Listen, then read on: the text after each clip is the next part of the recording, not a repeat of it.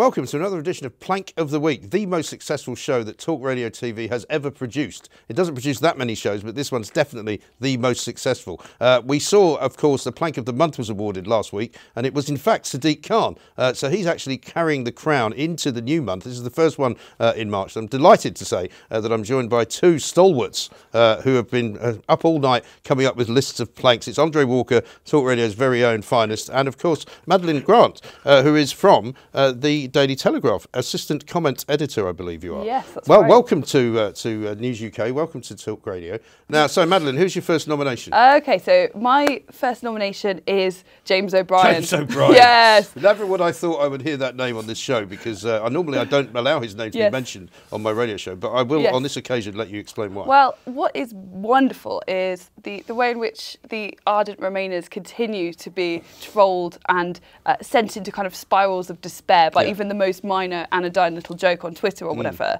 And my newspaper, The Telegraph, tweeted out a story which made reference to the breakfast that David Frost, our chief negotiator, and his team had before they engaged in the first round of discussions with the EU. And they mentioned in passing, as such articles often do mention, what they had for breakfast. And it was in full English. Of course. So the tweet said something like, the negotiators had a patriotic breakfast of a full English, and I can't really do it justice, so I'm going to have to excuse me, I have to read out this tweet because I can't remember it in its entirety. But James O'Brien is never one to miss an opportunity to show how bloody smart and well informed he is. So he immediately comes in with this. Sausages were invented by Sumerians circa 3000 BC. All beans used in baked beans come from South America. Pork was first salted in ancient China, and hens were first domesticated in ancient Egypt. Patriotic. What an awful joke Brexit is making of the UK. Can you imagine going for breakfast with this guy? Hang on. Aren't chickens from Thailand? Yeah. He's wrong. Yes, he is. Take to Twitter. But we didn't need a customs union to get the chickens. But he's like all pedants, right? All pedants get things wrong because they think they're so. He's so absolutely sure of himself, and he's so certain of everything, and he's so absolutely bloody minded about the fact that it's all going to go horribly wrong that he's now taken to attacking people's breakfast. Totally. He's, in the words of Yorkshire Tea, when they were dealing with this left-wing onslaught earlier, he's literally yelling at food. Yes. You know, we have got to that point. And this is quite a common trope now, I've noticed, amongst the most nutty, unreconciled Remainers, where you take something and then you act like Brexiters had no idea that it actually comes from all over the world. They've done this with the English language, where people have talked about, our inability to learn foreign languages, and so they've come out with things like, don't you know that our language is, it's High German with a lot of Latin and blah, blah, blah. There's no such thing as the English language.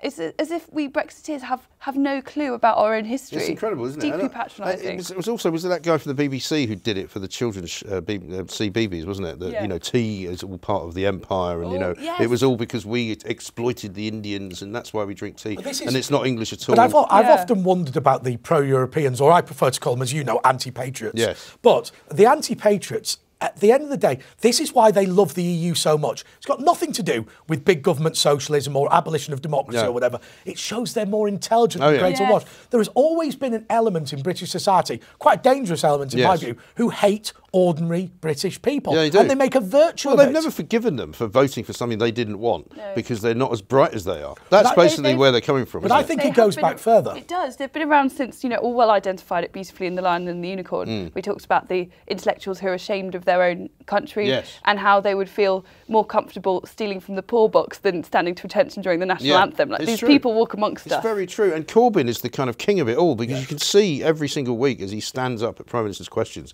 how awful he feels having to represent a party which he's actually ashamed of. He's actually ashamed of his own party and ashamed of some of the people in it. I watch it now, and you start talking about the post-Brexit, chlorine chicken. Now, by the way, if we ban chlorine chicken from the United States, we need to ban chlorine salad from Germany. I've got an answer for you there, because they've moved the goalposts, as you would expect, you see, because it's not about the chlorine. It's about the fact that chlorinated chicken apparently masks the fact that the chickens are possibly reared in an unhygienic and not very pleasant way. And that's why they need to clean them with chlorine. It's because we've made the argument about the chlorinated salad. But here's what goes on that really annoys me. These intellectual elites, these people who hate Britain, do not want ordinary families to have cheaper food. No. When you scratch the surface, they start going, but what about farmers? well, nobody's going to buy organic hand-reared chicken if there's cheaper alternatives. Yeah. Correct. I agree with you. I thought they were all vegan anyway. So Well, exactly. It is ridiculous. Absolutely mad. Who's your first nominee? Okay, look, it's a person I genuinely really like, and I'm very sorry to say this. It's Stephen Nolan from BBC Belfast. He's right. Oh, he and I had a little run-in a little while ago. They did, but it's just one thing. It's related to the coronavirus and how stupid we can get about it. Right, so I went over to BBC Northern Ireland to do a talk about profiling terrorists, what Michael O'Leary was talking about. Right. Anyway, there was a young lad on there, 14 years old, who'd gone on a ski trip to northern Italy. Italy, Yeah. Where Now, everybody who knew? apparently goes. Can I tell you, my school trip was to Martin Mere Wildfowl Right. Sanctuary, right, where I got to look at a few mallards. Right. Anyway, nowadays, I actually did go on a schools. I did go on a schools ski So trip. anyway, we had to go to Cardinal Valley to look at rock samples. So see, I feel that's your what I pain. thought. That's what I thought school trips were. Do you know, I think somewhere in this country there's a guy sitting in an office with bags and bags of money because he's managed to sell a job lot of skiing holidays to northern Italy to every single school in Britain. And they're all going, oh, thanks very much indeed, special price. Probably So- someone in Russia. I Yeah, think. probably, yeah. So the reason why I say he's plank of the week, and he's normally very good, but there's just this one comment he made. So this 14-year-old boy comes back from northern Italy, and he's got a bit of a runny nose. Yeah. So they phone up the coronavirus hotline in Northern Ireland and are advised to self-isolate him, which they do. So they stick him in his bedroom for a week. And then they discover that Like actually all other 14-year-olds. the advice they were given Minecraft. the advice they were given was wrong, that he shouldn't have been isolated. And Nolan's doing this interview with this kid, and he goes, and what did you do? Locked in your bedroom on your own for a week, right? And this kid goes bright red, and you think, look, I'm not being funny. Yeah. Don't ask a 14-year-old boy what he spent a week doing on his own. Now, the kid, to be fair, didn't lie. He said, I was mostly on my computer, which I believe. I'm sure that's but true. I do think, It's a good umbrella term, I do computer. think of all the things that you can do to shame a 14-year-old boy, asking him what he was doing on his own in his bedroom makes you a plank. I'm sorry, Stephen. I'm sorry. I love you afraid to that's- bits, but I'm sorry. That's absolutely right. It's good, though, because the great thing about the plank list is that it can be anything. Yeah. Because we had Harvey Weinstein on it last week, and obviously he's much worse than a plank, but it also still covers him. We've also once had the Iranian government nominated as well. The whole Iranian government. The whole Iranian a single government. Plank. And I think actually part of the virtue of the plank thing is that you can be both a good person normally, do your job quite well And just normally, have done and something do daft. something that's stupid. Yeah. My first nomination is none of those things. He is definitely an out-and-out plank. It is, of course, Sir Phillip Ratnam. This is the chief Mandarin at the Home Office that everybody now has seen resigning very publicly in front of the BBC cameras, who somehow happened to show up outside his what looked like a kind of outhouse. I don't know what he was standing in front of, but it looked like one of those sort of, you know, those when you go to those villages in England and you find that they've got a sort of an old-fashioned jail where they used to put the drunks at night in the 19th century. It looked like that, or a public toilet or something. And he had the most ridiculous sort of hair. And ever since then, I've noticed that every single senior civil servant has the same style. It's kind of completely bald at the top, some hair at both sides, and quite thick. Yes. They definitely all go to the same guy. They must do. There must be a guy in Pimlico who I does mean, I've all never of them. really seen a man who made £175,000 a year make himself out to be quite such a victim as he did. He said that Priti Patel told lies about him. He then accused her of being a liar. He then said that he had heard other people saying that she had shouted at them. He doesn't seem to have any problem, with her himself, does he? The problem with somebody like him, look, you know, I think Priti Patel is great, but I don't plan to be her friend. She's got an important job to do in a department, the Home Office, that has been hopeless for decades. And which he has been running in a terribly bad way. What it seems to me has happened is she's come in and done the unbelievable, shocking, disgusting innovation of demanding the bloke does his job. Right? And suddenly, he absolutely wets his knickers and runs Well, off. I've been wondering what these unreasonable requests are. You know, like, do you mind staying after 5 o'clock? Would that be do you mind actually attempting to cut crime and deal with the problem in prisons? Right. Or how about this new immigration point system we're trying to put in? Would you mind not stepping in the way of it and stopping it from happening? You know, and also he's the guy. What I found amazing, and I've said this before, is that the left have suddenly found themselves backing a multi-millionaire responsible for Windrush, white middle-aged bloke against a woman of colour who has become. If you've got the wrong views, then you're not a true ethnic minority unless you, because of course only Labour can unlock their potential. Yes. But this always reminds me of when the Liberal Party waited 200 years for a popular insurgency, and when it happened through Brexit, they backed the Goldman Sachs position. I mean, it's unbelievable. Anyway, let's get to your second nominee. Oh, yes. So my second nominee is the delightful Richard Bergen, Oh, yes. who is a constant source of joy He for must me. be in equity, mustn't he? I mean, At a surely he's time- acting. At a time, yeah, or he's a very sophisticated chatbot developed by Leavers to try and Tories to try and get. Dominic Cummings has actually made people on him in side. the basement of Downing It's just Street. extraordinary. He seems to inhabit this kind of alternate universe in which, you know, the Iron Curtain never fell and Tony Blair didn't win 3 landslides and Brexit never happened and they didn't just lose a massive general election. Yes. When asked for his Hang on, advice... sorry, can I stop you? Yeah. They didn't lose, they won the argument but lost the seats. Oh, yeah. That's yeah. it. Yeah. They very had a good. better social media following, so it was basically a win. Yeah, no, I got completely sorry. What am I talking about? fell for But that yeah, one. totally. But he was asked to define what he thought would be the best route out of their kind of electoral difficulties for the Labour Party. And he said that what they really need is, firstly, to have a system a bit like town twinning, where local PLPs, the local Labour parties, basically kind of are twinned with some group of socialists in some other country, so Why like not a cell indeed, in yes. Cuba or, you know, Palestine or something. Yeah, that was the I think he first mentioned suggestion. Kashmir as well, didn't Yeah, he? and Kashmir as Right. well. Yeah, really on the pulse of the nation Unbelievable. as ever. And the second of my favourite was a proposal for a new university devoted to political science, which would be named after Tony Benn. Right. And you get like lecturers. Was it Big Ben? No, sadly not. It should be Big Great. Ben.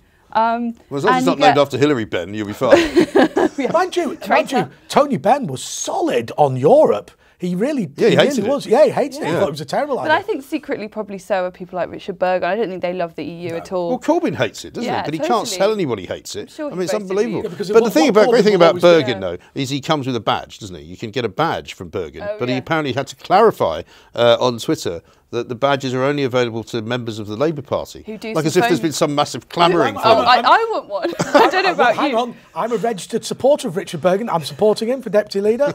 Yeah, I really want to. Are you one of those people that voted? No, I've joined the Labour Party. to I've get joined the Corbyn Labour in, to Party. put Corbyn No, in charge? I didn't do it at that point, but I am now a member of the Labour Party. I'm strongly supporting. That's why you're wearing a red tie. The Labour leadership is all about making sure there is a strong Conservative government. Yes. And I will tell you, there's some people on that. I said I was going to vote for the worst rotters. Oh, it's been a tough Right. battle. I mean, how to much work longer is this going to go on for? This is a whole Ballot month papers of are March. out. Oh, they're out, yeah, but they take a long time to come back. Yeah, that's It's right. another month to 3 go. more beautiful weeks. Oh my Like, God! can you? I just can't I can't believe remember a time before this, actually. What did we do before I the know. Labour leadership? it. Also, the great thing about I watch the debates now with a Oh, sort of what? a weather eye. Well, if Idiots. I've got nothing better to do, obviously, if I'm out, I don't rewatch it on. I listen, God, just watch it think- Do you know again. what that means? Just Do you know think what that means? Yeah. That means you've got kids living at home. It That does. could be the That's only true. reason. Although they weren't actually in London with me when I watched the last one, and Rebecca Long Bailey, bizarrely, and this is probably the most bizarre thing she's ever said, revealed that she calls her son, who's 6, the king, right? And people are going, sorry. Is he into Elvis? No, and apparently he's never even heard of Elvis. But she says, oh, well, and she made out that she was home every night when he comes home from school, which I'm assuming she can't be on the basis that she has a home in Cheshire and presumably she works in London. Yeah. But every time he asks for a hot chocolate, he gets it. He then comes back in and demands something else. He gets everything he wants. And people were going, this is a woman who wants to run the country and she can't even actually control a 6-year-old child called the king.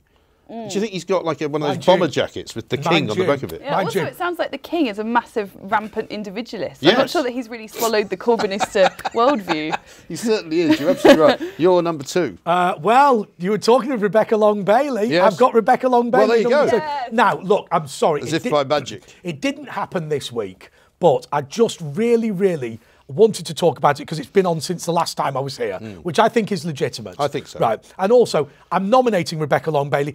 I have my reasons. You might have your reasons, which happened this week. Anyway, Rebecca Long Bailey has said that what we need now is all women shortlists to promote women in Labour. Right. But the way of becoming a woman, it's all self-defining. You just go, I'm a woman, right? And therefore, So basically, Richard Bergen can get in. that's right. I've decided with Rebecca Long Bailey, why don't we all just say we're women and just agree, right? Just all. you won't be need a shortlist. Yeah, It's- that's everybody's in. Because now, if I literally remember in the old days, you had to do something like change your passport, change whatever it is, get snipped, right?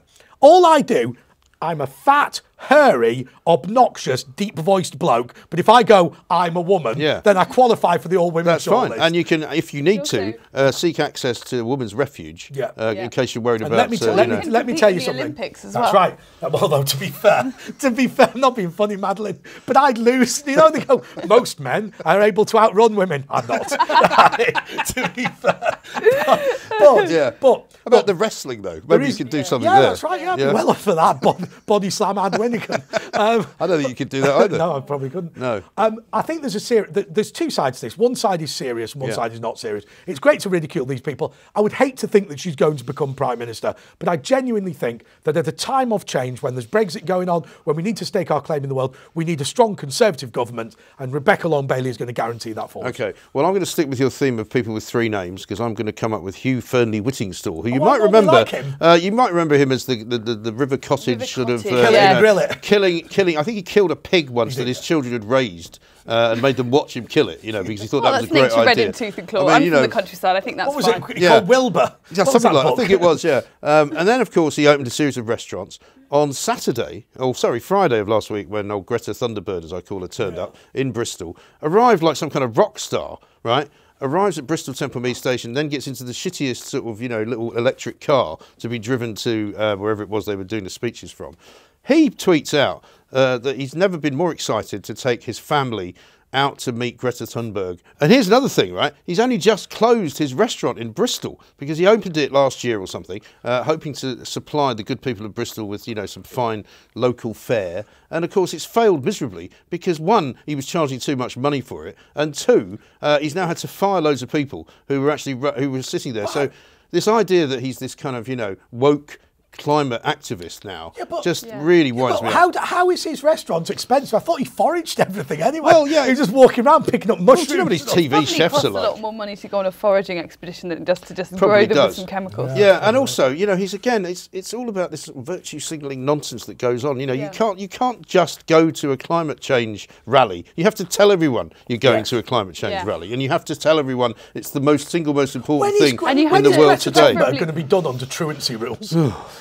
I mean, I can't remember. I remember my school strike. I mean, I can't remember. She hasn't been at school for at least 2 years, as far as I can tell. I just finished reading a book written by her mother for a book review that I was supposed to write. It's all about their family's history of dealing with this. Is this the one about how she was mute for 2 years? She was OCD. She had terrible eating problems. It's really quite traumatic, those sections of the book. Anyway, it was for a book review. Right. And then on Saturday, I was informed that actually they didn't need my book review after all. So I read 300 pages of Greta's mum. It was ghastly. I mean, I'm not being funny, but Greta Thunberg going mute, not the worst thing that could ever happen. Yeah, right? well, I think she's going to do that again. That's the problem. problem. Mind, the thing is, I don't have a problem with Greta Thunberg and her speaking. The thing I have a problem with is the fact that so many grown-ups who are experts, who know that some of what she's saying is catastrophizing rubbish, are just going along with it for the purposes of virtue signaling. And it's like it's become a saintly figure that you have to pay. I felt sorry. You have to pay due deference to. Yeah, no, I would not really have a massive problem with her. You're absolutely right. It's the people who kind of treat her as if she's some kind of demigod. Any questions about what's going on behind the scenes? Who's backing her? Who's pushing this? Are there big interests? And you can be damn sure that the anti-Greta, who's this German teenager who's now doing the kind of Greta thing from the opposite perspective, there'll be an awful lot of scrutiny of who's funding her. Well, I'm trying to get hold of her actually to get her on the show because people are now accusing her of backing some white supremacist. I see that the PR machine has already wheeled into gear. No one cares that Thunberg and her family backed groups like Antifa, who are deeply far. There's no anti about it. No, exactly. And they've worn the T-shirts, haven't they? Yeah, literally. Exactly. And no one cared. No, because they're on the left and it's fine. It's a sad thing, actually, because one of the things that... I've not read the book, but one thing that's become clear from... I'm not going to read the book, by the way, in case there's any doubt. Reading extracts of the book is that... And I don't...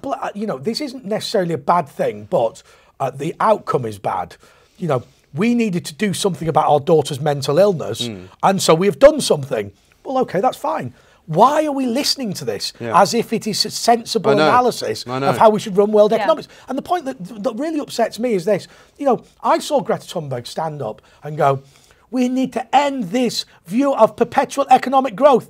Easy for you on a £4 million yacht to say that. Yeah, right. You tell a subsistence farmer in Nigeria that. We have lifted 1 billion people out of poverty in 20 years. Also, can I just say, if I spend £4 million on a yacht, it's going to have a toilet. Okay, she built a £4 million yacht. It doesn't have a toilet. I mean, it seems to me to be a bit counterintuitive, that. Anyway, what's your number 3? Oh, okay.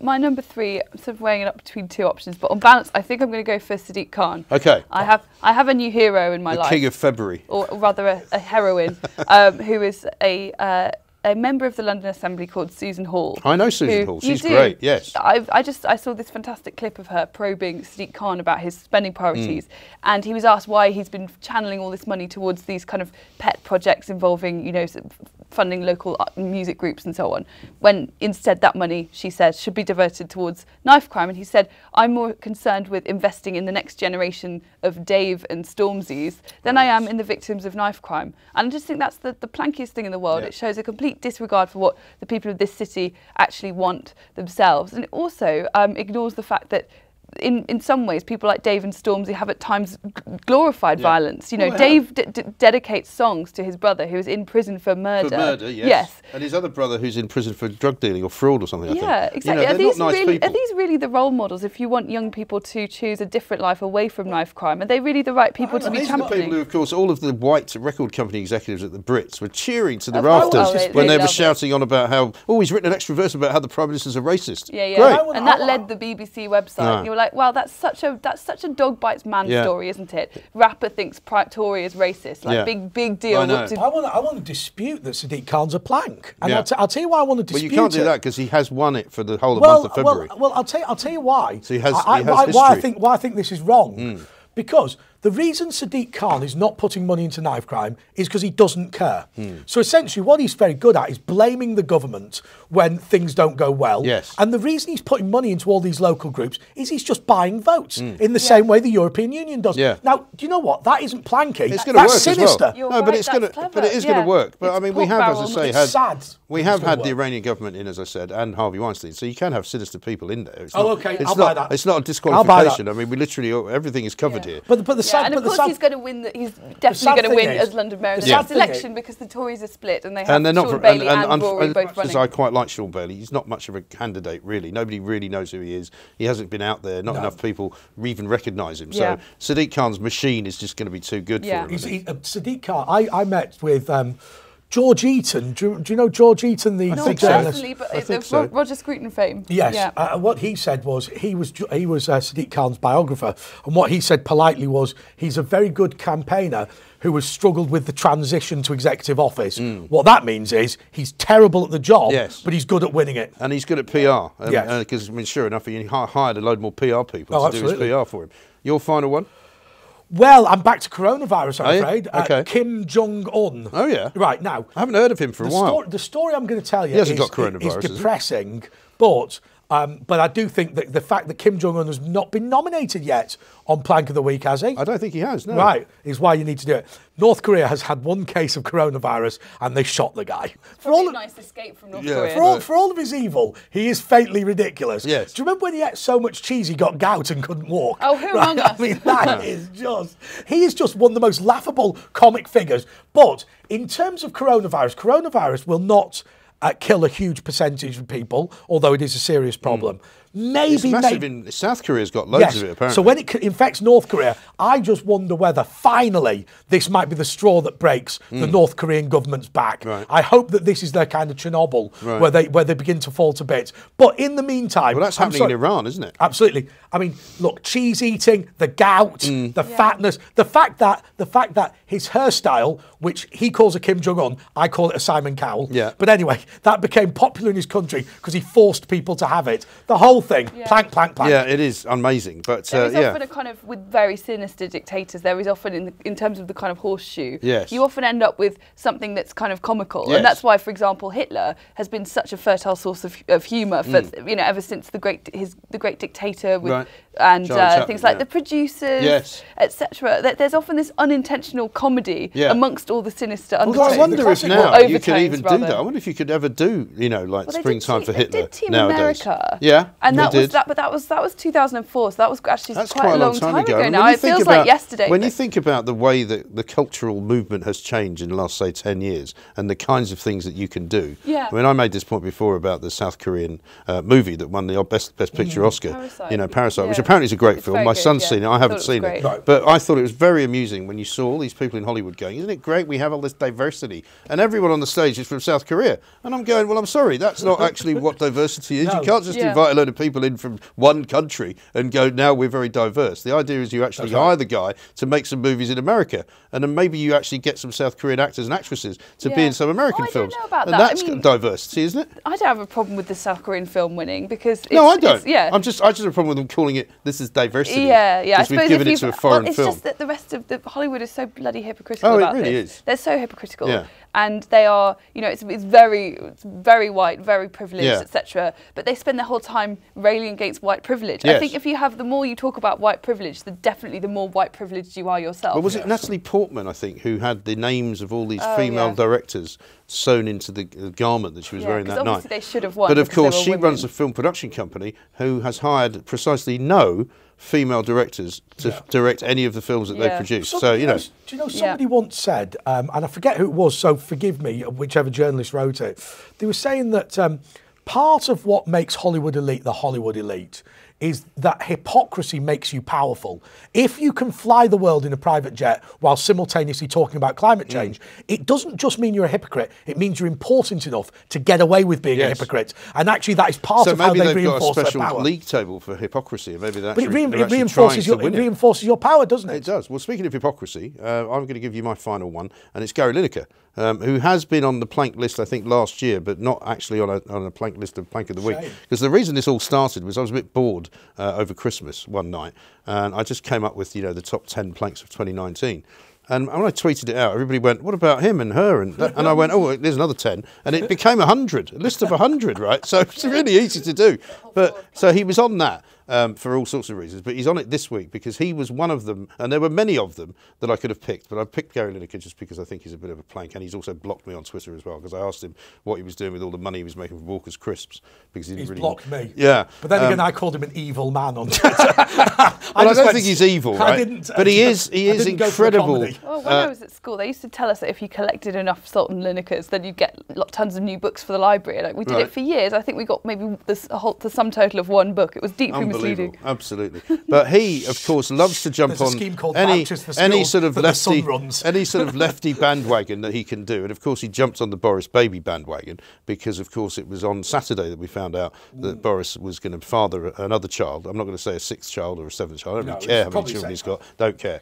I mean, maybe he doesn't even know. I mean, it's possible. But he put out this tweet, and there's a sporting reference to it, which I know you won't like because Andre generally shuns sport of any kind. Liverpool lost for the first time in months and months and months to Watford, and he put out this tweet saying, "It's very weird these leap year days.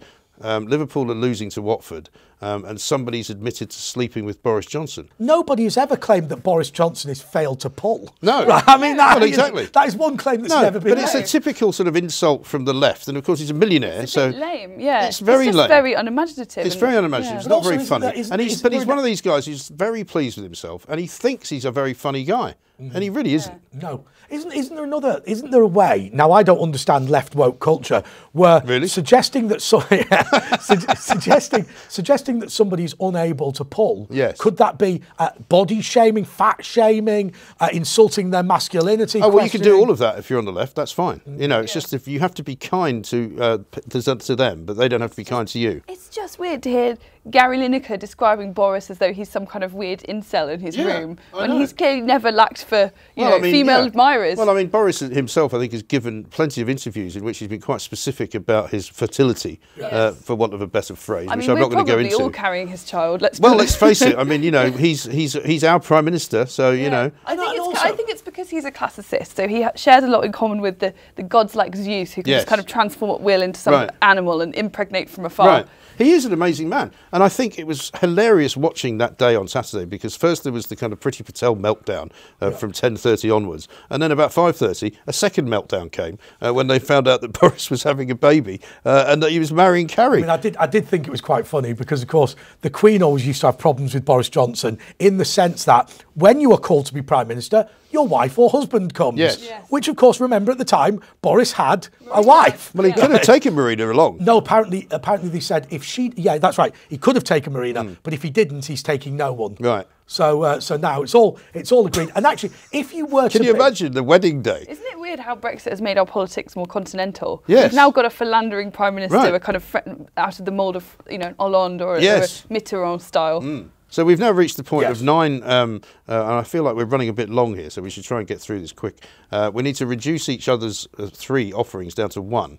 So why don't you pick your favourite one from Madeline's choice? I think it's got to be. Hasn't it got to be Lineker and Sadiq? Final 2? Well, you don't get to choose mine and hers. I mean, I feel like you're trying to expedite the process. Yeah, I mean, Undemocratic. when I say expedite the process, like- I just mean shut up Yeah. rather than choose everybody He else's wants an advisory choice. referendum. Yes, exactly right. So if you want to pick Sadiq. Sadiq Khan, you could pick mine if you want. Which is okay. your favourite Remind one me of of mine? the 3. It's Hugh. So it's Hugh Fearnley-Whittingstall, Sir Philip the Shill, as I call him, Phil the Yeah, Shill, yeah. and Gary Lineker. Oh, It's tough, isn't it? it's got to be Gary Lineker for me. Okay, Yeah. Gary Lineker. And of course, everyone else still stays in the top 10, so it's not as if, Nothing for Richard Bergen. Well, and then I'll have to pick yours. Which was Nolan, Long Bailey or Kim Jong-un? Yeah, I think I would be accused of partisanship if I chose Nolan. So I'm going to have to go with Kim Jong-un because he's not in it very often. Yeah, I'm glad And I about mean, that. Rebecca Longbelly's in this every week, by the way. So in one way, shape or form. Right, so now we're down to, so we've got Kim Jong-un, we've got Gary Lineker and Sadiq Khan. Now, Still I think would Richard say... Bergen was robbed. We've had too many Linekers. Kim Jong-un. Well, hang on. You have to release one of the 3. Also, James O'Brien as well. Nothing for James O'Brien. Yeah, well, that's because he picked the wrong guy. Oh, yeah, I Well, think James you O'Brien have- will be in the top 10. It's fine, democracy rules. He'll still but- be in the top 10. Okay, I do mean, there hope will be a so. top 10 in Yes. which he will appear, Yes. don't worry. And I'll make sure he knows about it as well, even though he has blocked me on Twitter. I'm so getting blocked after this. Right, so I would suggest, only because he won the plank of the month for February, that Sadiq Khan moves off. I agree with that. And we're left then with the choice between Lineker and Kim Jong-un. Great show as it is. I'm not sure if Yes. he's necessarily aware of Plank of the Week. So No, he may okay, not on be. that basis, we'll go for Lineker. Yeah, okay, so it's Gary Lineker. Well done, Gary Lineker. You've beaten off, I shouldn't say it that way, should I? You've beaten Kim Jong-un in the race to be Plank of the Week for this week. Thank you, Madeline. Thank you, Andre. Thank you. We'll be back next week with more plankery.